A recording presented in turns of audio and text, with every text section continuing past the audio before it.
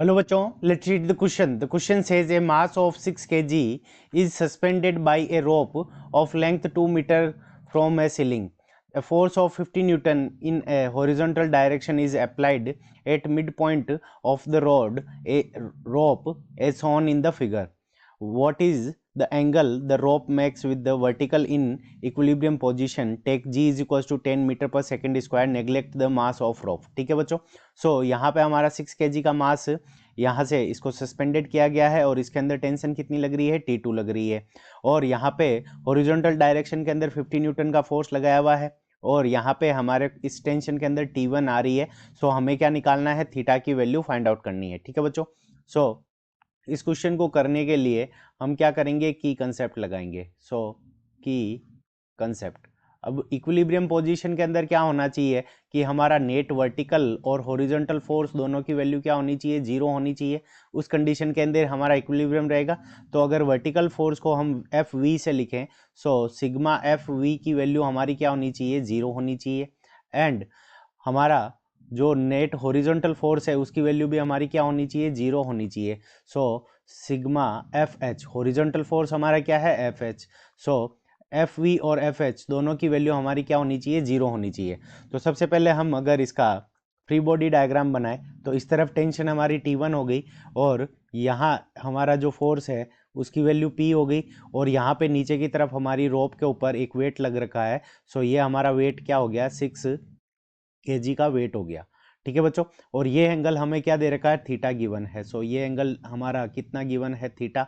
सो ये angle theta हो जाएगा और इस तरफ से हमारा 50 न्यूटन का फोर्स हो जाएगा, ये 50 न्यूटन. और यहाँ पे हमारा 6 kg का ये मास हो जाएगा. तो अब इक्विलिब्रियम पोजीशन के अंदर सबसे पहले एफडी के अंदर हम क्या करते हैं, इसके ऊपर जितने भी फोर्सेस लग रहे हैं उनको शो कर लेते हैं. तो यहाँ पे हमारा mg, इसका वेट नीचे की तरफ लगेगा, w is equals to mg के. और इसके कारण यहाँ पे क्या आ जाएगी, टेंशन हमारे को क्या दे रखी है, T2. सो यहाँ पे ये T2 टेंशन होगी. इस T1 के दो कंपोनेंट हो जाएंगे, एक इस डायरेक्शन के अंदर, ठीक है बच्चों, और एक हमारा वर्टिकल डायरेक्शन के अंदर. तो इस डायरेक्शन के अंदर हमारा जो कंपोनेंट हो जाएगा, तो ये वाला एंगल क्या हो जाएगा हमारा, ये वाला एंगल भी हमारा थीटा हो जाएगा बाय अल्टरनेट एंगल. सो यहाँ पे ये वाला जो फोर्स हो जाएगा उसकी वैल्यू हो जाएगी हमारी T1 साइन थीटा. सो यहाँ से हमारे पास में आ गया T1 साइन थीटा और ऊपर की तरफ जो कंपोनेंट होगा वो हमारा क्या हो जाएगा, T1 कोस थीटा. ठीक है बच्चों. अब देखो यहाँ पे क्या होगा कि T1 कोस थीटा इस T2 को बैलेंस करेगा. ठीक है बच्चों. सो हमारा क्या हो जाएगा, T1 कोस थीटा. अगर हम वर्टिकल बैलेंस करें तो T1 cos theta is equals to, ये हमारा T2 के इक्वल हो जाएगा और यहाँ पे हमारा ये किसके इक्वल होगा, तो mg के इक्वल हो जाएगा. ठीक है बच्चों. अब mg की वैल्यू अगर हम पुट करें, g की वैल्यू हमें 10 गिवन है, मास यहाँ पे हमें 6 गिवन है. सो 6 मल्टीप्लाइड बाई 10. सो यहाँ से हमारे पास में कितनी वैल्यू आ जाएगी, सो ये वैल्यू आ जाएगी 60 न्यूटन्स. तो यहाँ से हमारे पास में T1 कोस थीटा की वैल्यू आ गई 60 न्यूटन्स. सो ये हो गई हमारी इक्वेशन नंबर फर्स्ट.